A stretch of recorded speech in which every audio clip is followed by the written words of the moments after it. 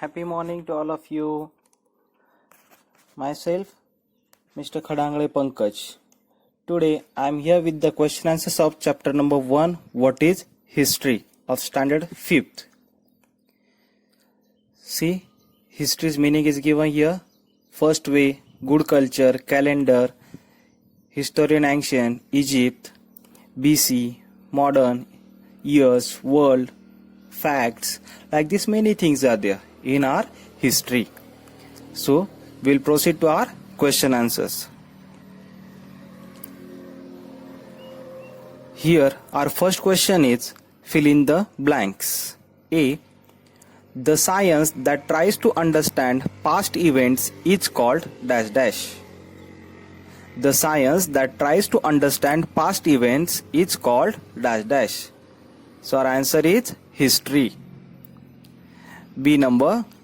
History is not written solely on the basis of dash dash.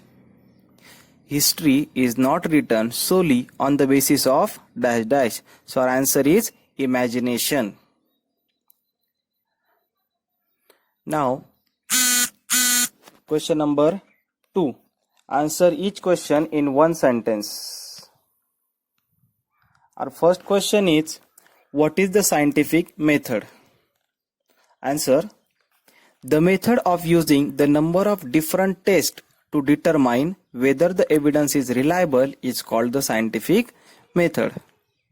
The method using the number of different tests to determine whether the evidence is reliable is called the scientific method. B question.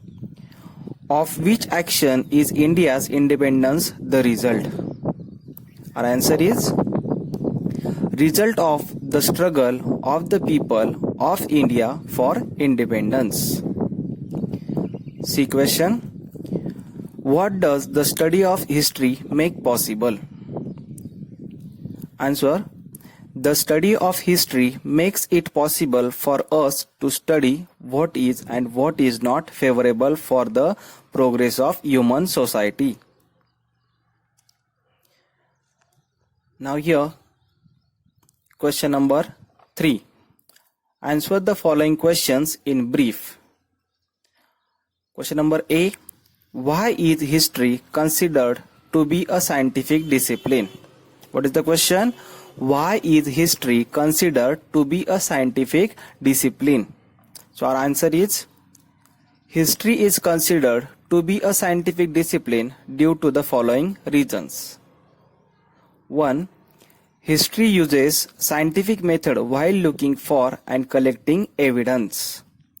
Second point, it uses scientific method while examining the evidence and putting it together. Third one, help is taken from other sciences when required. Do you understand? Very good.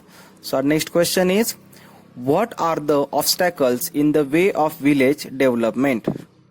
What are the obstacles in the way of village development? So our answer is, individual or collective actions of human beings have consequence. Consequence means result. Some actions result in an environment that is not favorable for the progress of society.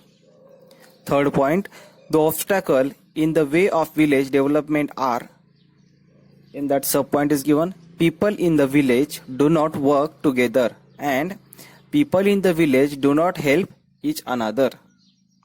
You understand? Now here, question number 4. Complete the concept chart. So see in this chart, in the middle it is given history and some arrows are given. On first arrow it is written my own, of a school, of a village.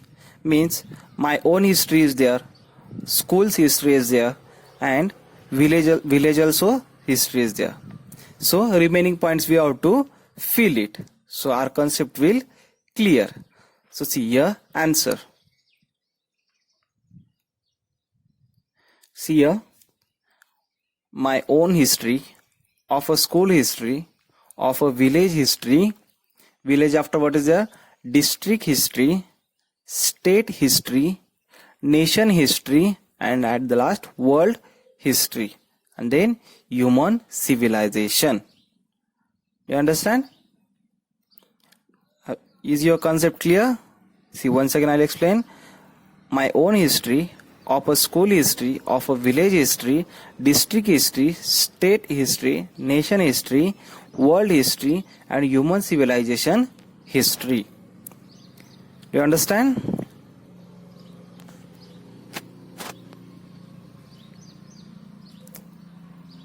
Question number 5. Classify the sources of history using the chart given below. Now here one chart is given of sources of history. I'll read it. Coins, letters, foods, traditional songs, pots, copper plates, old structures, stone inscriptions, folk songs, pillars, biographies, rock-cut caves, folk tales. So here we have to classify it in sources of history. Do you know sources of history? Material sources, oral sources, and written sources. Okay. See here our answer. Here 3 columns are there: material sources, written sources, and oral sources. So from the sources of history, what will come in material sources? It is given here now. See, we have divided it. Material sources: coins, foods, pots, old structures, pillars, rock-cut caves. These are material sources. Now written sources: letters, copper plates, stone inscriptions, biographies. And oral sources: traditional songs, folk tales. These are the oral sources. So do you understand it? So same you have to do in your notebook also.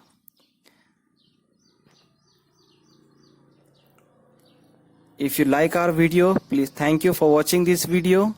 Please like it and subscribe my YouTube channel. Thank you very much.